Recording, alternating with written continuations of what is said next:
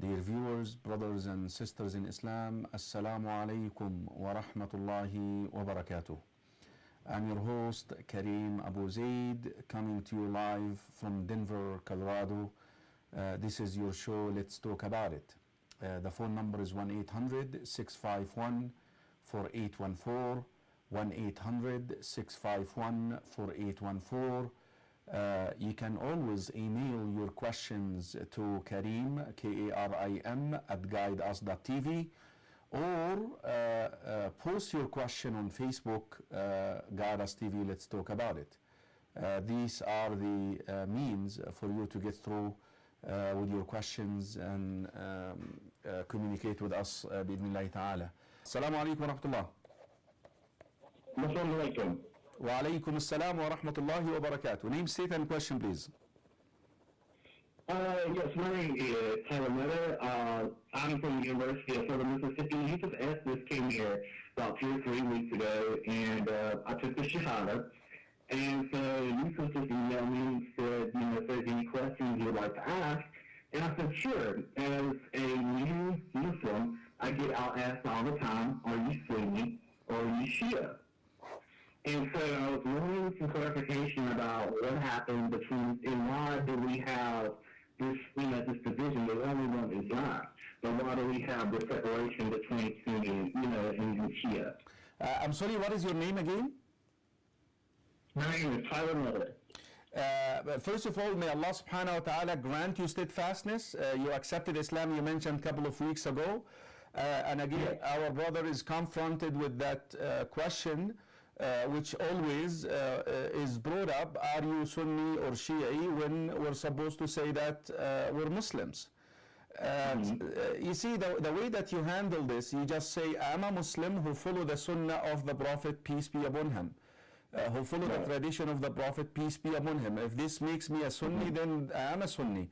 And that's what makes the difference between a Shia and a Sunni, that we stick to the tradition of the Prophet sallallahu alaihi wasallam. The guidance for us is the Quran, the revelation, and the tradition of the Prophet, peace be upon him, which we call the Sunnah.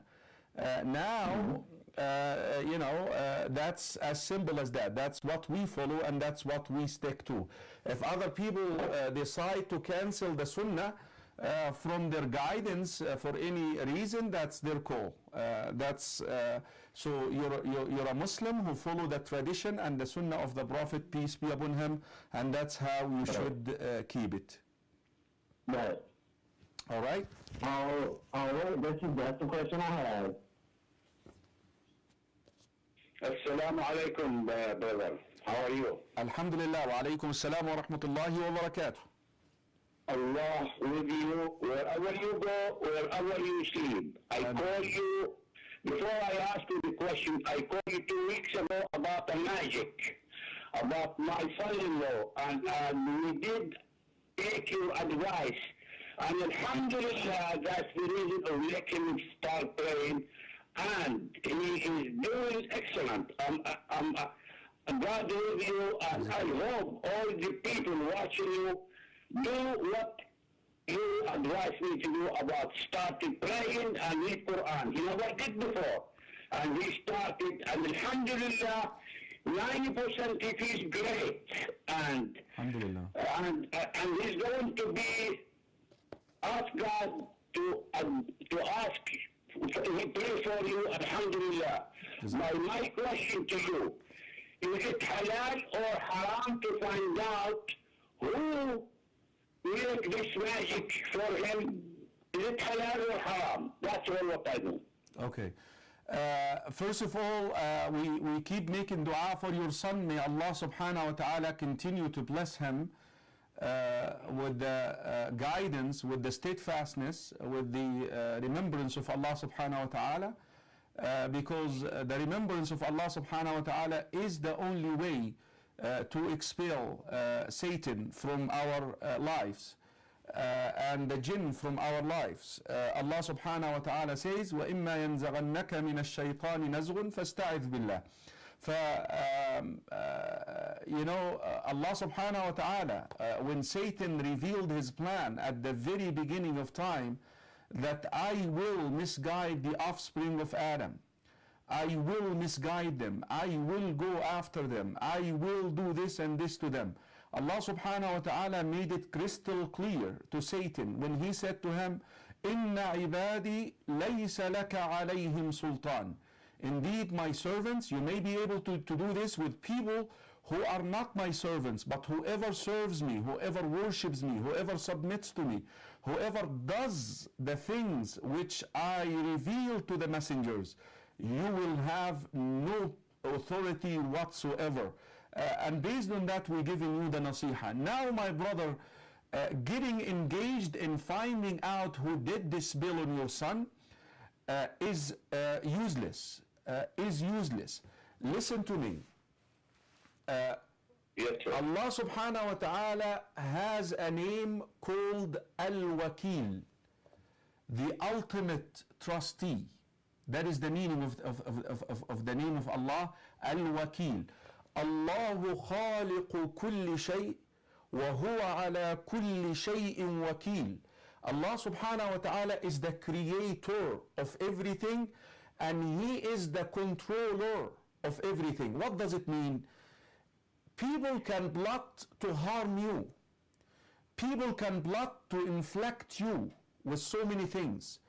But their plot, their infliction will not harm you unless Allah allows it.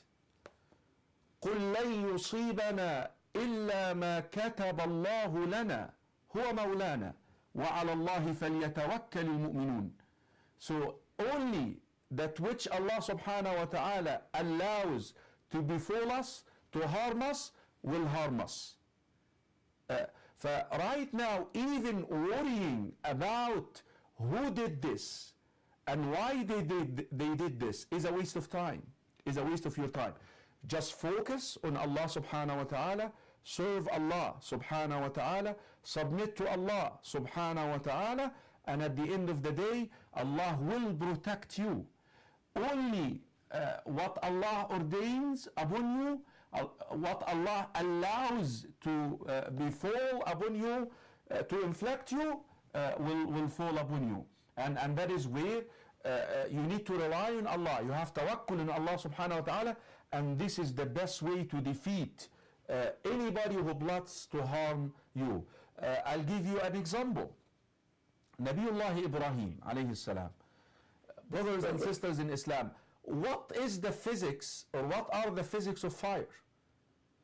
If you make a fire and you place somebody inside it, what happens?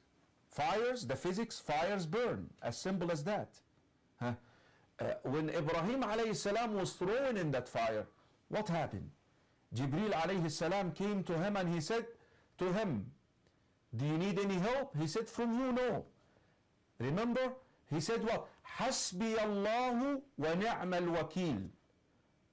Allah is all sufficient for me, and He is the controller of that fire. He can stop the physics of that fire from burning me. What did Allah subhanahu wa ta'ala do? قُلْنَا يَا نَارُ كُونِي بَرْدًا وَسَلَامًا عَلَى إِبْرَاهِيمَ. We commanded the hellfire to be cool and save on Ibrahim alayhi salatu wassalam. At the end of the day, regardless, if you try to find out who did this, is a waste of your time, and you're going to live in a circle of doubt that is not going to help you at all. I advise you not to worry about who did it. Just worry about you relying on Allah subhanahu wa ta'ala, Al-Wakil, the ultimate trustee, the controller, and He will spoil all the plots of those who plot to harm you. As simple as that. Jazakallahu khairan. May Allah reward you, and Jazakallahu khairan for your dua. Barakallahu feek.